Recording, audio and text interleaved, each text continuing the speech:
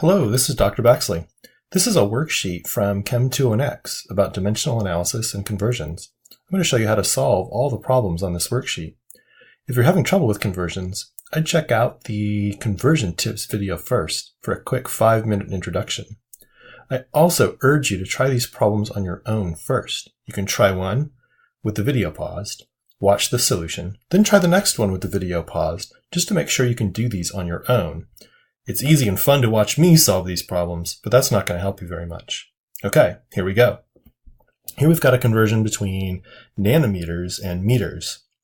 We might need to look back at the table of prefix multipliers to find the conversion for nano.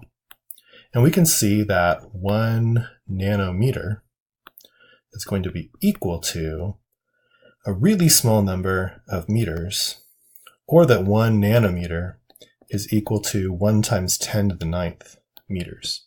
So that's how we can use that table. Back to our problem, we can start with the measured value of 0.0841 nanometers.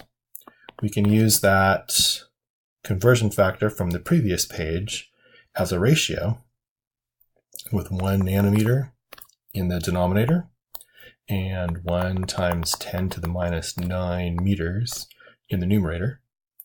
We can see that the nanometers reduce to 1 and cancel out. And as we enter that into our calculator, we would get the answer that's listed above, the 8.41 times 10 to the minus 11 meters. We can think about this question to see if the answer makes any sense. A nanometer is really, really small. And so if we converted a really, really small measurement in nanometers to something like meters, a meter is a much bigger measurement than a nanometer, we'd expect the number of meters to be really, really small. All right, number 2. We've got 2.19 times 10 to the minus 2 centimeters.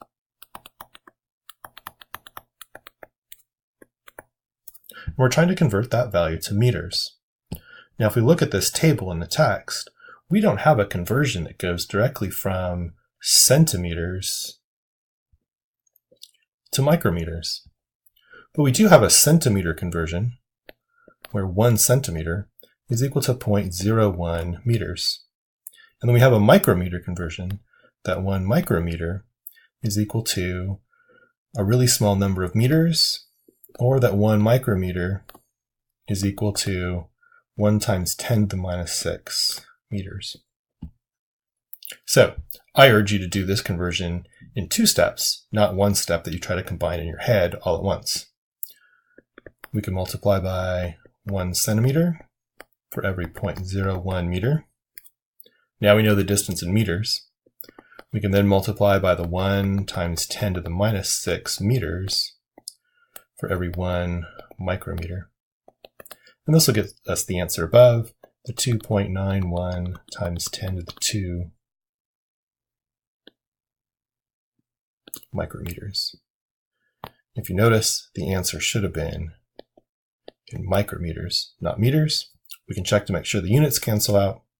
We've got centimeters reduced to 1 and cancel out, meters reduced to 1 and cancel out, and we're left with the 1 micrometer in the denominator for our units for that question. Number 3, 25 centimeters squared to meters squared.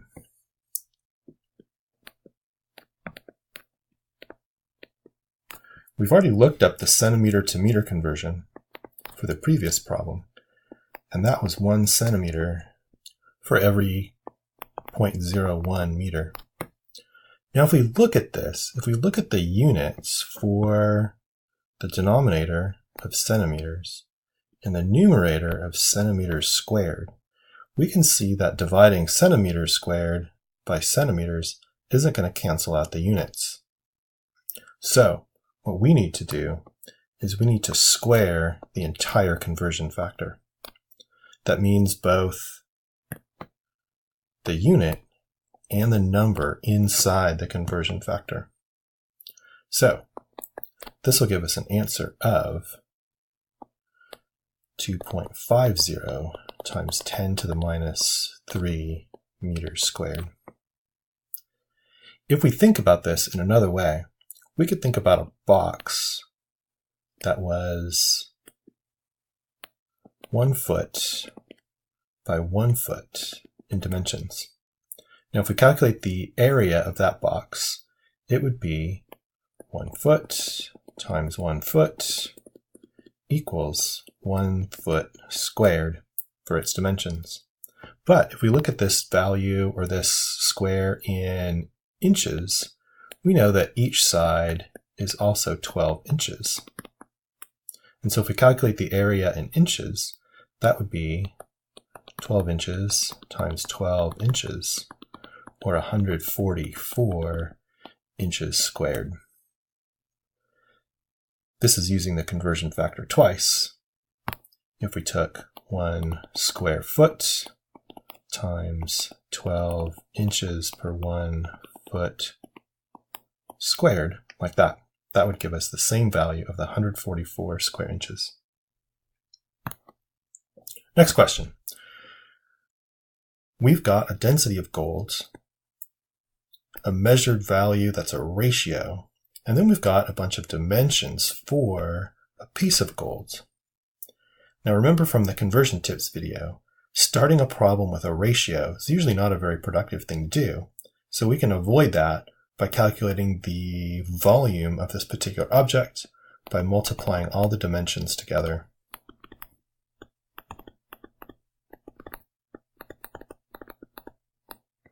To calculate the volume of the object of 720 cubic centimeters, we know that this has a value of 2 significant digits based on the 4.5 centimeters. If you haven't gotten to the significant digits portion of the class, don't worry, but we're going to keep that in mind for later. Now that we've got the volume of the object of 720 cubic centimeters, we can determine, using the density, the mass of that particular object. We've got the 720 cubic centimeters. We can multiply it by the density as a ratio. There are, for every 1 cubic centimeter, 19.3 grams. From our table back here, we know that the definition of kilo, so 1 kilogram, is equal to 1,000 of the base unit. So we've got 1,000 grams for every 1 kilogram.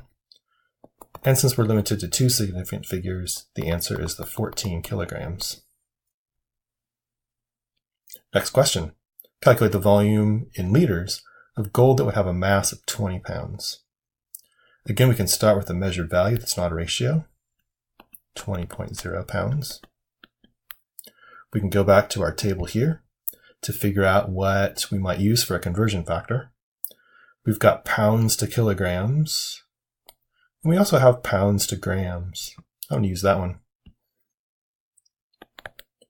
For every 1 pound, there are 453.6 grams, and that'll allow me to use the density of the 19.3 grams for every 1 cubic centimeter. We did a problem earlier where we know that 1,000 cubic centimeters is equal to 1 liter. And so we would calculate the volume in liters to be 0.470 liters of gold. Now that's only half a liter, like a small water bottle. It would weigh 20 pounds. Gold is really dense. Okay, next conversion, a pretty complicated one. This particular conversion, we have a measured value that is a ratio. We have the speed of light at this value, which is in miles per second. We don't have a measured value that's not a ratio in this case, so we've got to start with a measured value that is a ratio.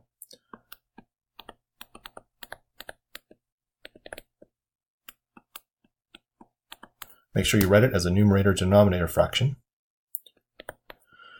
Now for this particular conversion, since we have units in the numerator and units in the denominator, we've got to decide which one we're going to tackle first. I'm going to go ahead and tackle the denominator first. We can look at 3,600 seconds for every 1 hour, and we can look at 24 hours for every 1 day. We can look at the units.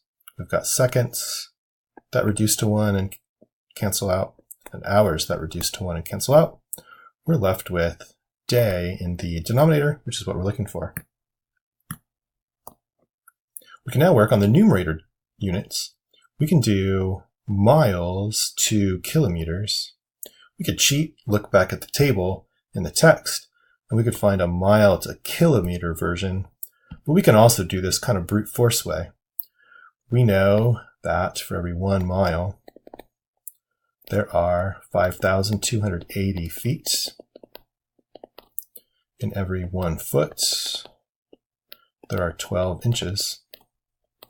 The one English to metric conversion I expect students to know is that there are, for every 1 inch, 2.54 centimeters. We can convert centimeters to meters, like we did before, and we can convert kilometers to meters, just like we did with grams up above, where 1,000 meters is equal to 1 kilometer. We can double check all the units then. We've got feet that reduce to 1 and cancel out. We've got miles that reduce to 1 and cancel out.